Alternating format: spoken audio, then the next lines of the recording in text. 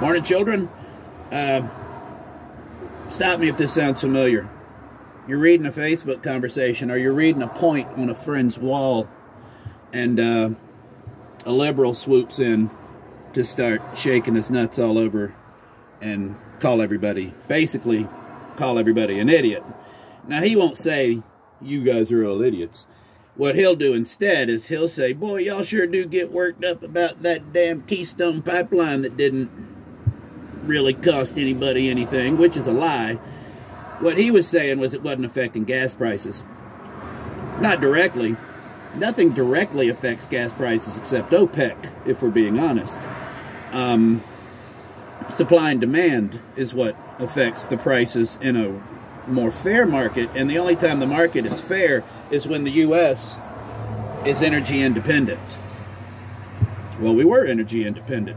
Now, the left and the media will tell you that that's just not the case, that the president's policies do not affect gas prices, and that's not true. The president's policies affect gas prices as much as anything on the planet, depending on what those policies are.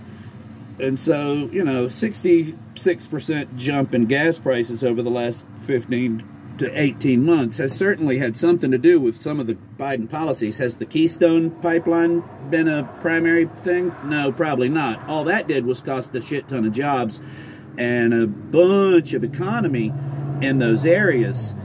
And that's a bad thing. And they did it for environmental reasons, and they did it for all these, reasons that they really won't talk. They haven't ever really said why. Like, they have not said why. Go find where they said why and show me where they said why. They haven't. And so, why did they do it? Well, that's why they did it, to appease the left, and so they just did it and winked at each other, I guess, and moved on. But environmentally, it's bad, because now all that product has to be moved by trucks, and so, instead of the potential for a spill, which can be contained and cleaned up, now you've got what will happen, which is truck accidents and all sorts of spills scattered all about. And they'll be cleaned up too, but the effect is worse because you're burning a hell of a lot more carbon to get that product moved. And you were 2/3 of the way through that damn project, and a whole bunch of shit just got torn out from the ground. It was stupid. All right, so somebody points this out, liberal swoops in and said, boy, I didn't have anything to do with gas prices, da-da-da-da-da. And it's like, yeah, well, the point is the hypocrisy. So why are the Bidens building pipelines all throughout the Middle East and all across Northern Europe, all intended to get oil into Europe that we could be selling them? Why is that happening? And that's intentionally bad for U.S. economy. Why would a U.S. president do that? That pipeline was the thing that Trump brought up to Frau Merkel. Why are you asking us at the NATO meeting? Why are you asking us for a ton of money? You're not paying your part of the NATO bill. We're supposed to foot the bill. And then you turn around and cut deals with Russia, the country that we're protecting you from. Why?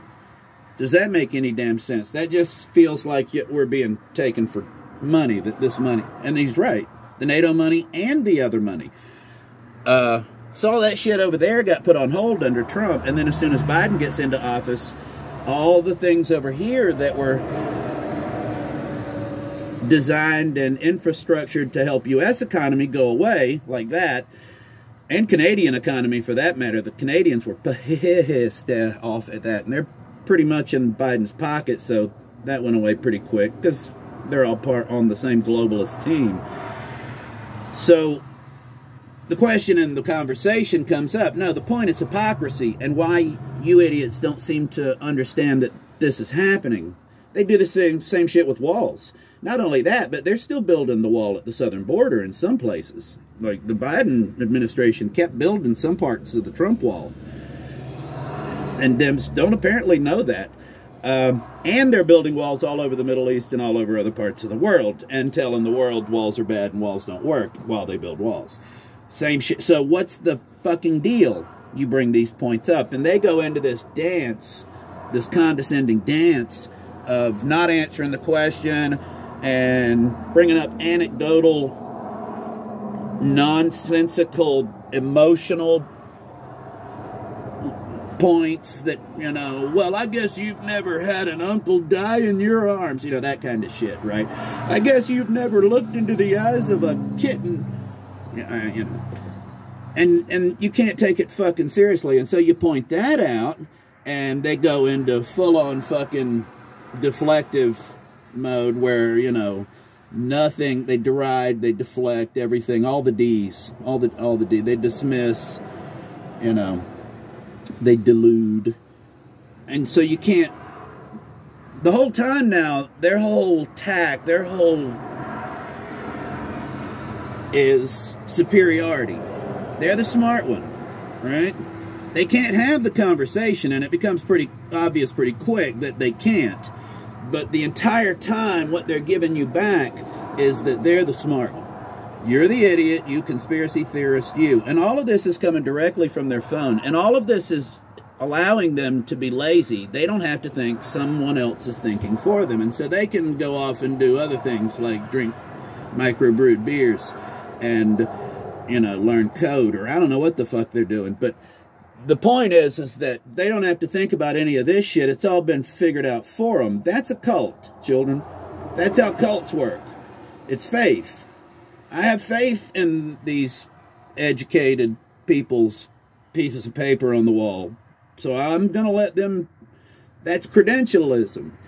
When you start pimping credentialism to the rest of us, that, well, I guess you got your medical degree. What you're basically doing is saying, no, no, no, you don't get to think about your own health care because the doctor said this other thing. And so then you're not allowed to question anything at all about vaccines. You're not even allowed to look at the data. If you look at the data, you'll just be derided as being too stupid to understand what you're looking at. That's what happens when you point out that the data supports you. Well, you're just an idiot. Like, I guess you got your statistics degree. And, you know, it just continues on and on and on. It's a vicious circle. It's the validation loop is what it is. They live within a validation loop. Everything validates something else. And everything is sort of impervious to any challenge from the outside world of commoners. So it's egalitarian as fuck, too. All of it. Everything has switched. The left is no longer, has anything to do whatsoever with common people. And it's right there in your fucking face. So everything is about this sort of self-aggrandizing vision of yourself as being special, as being unique, as, you know, this singular truth that we all live, this singular reality that, you know, that apparently doesn't integrate, right? Because there is no universal truth anymore. Now there's like 6.5 billion truths, right? And so, which is basically a way of seeing yourself as the lead in your own movie, which is what all these little motherfuckers do. They think they're all fucking the lead in a fucking TV show as they live their lives that way. And so here we are.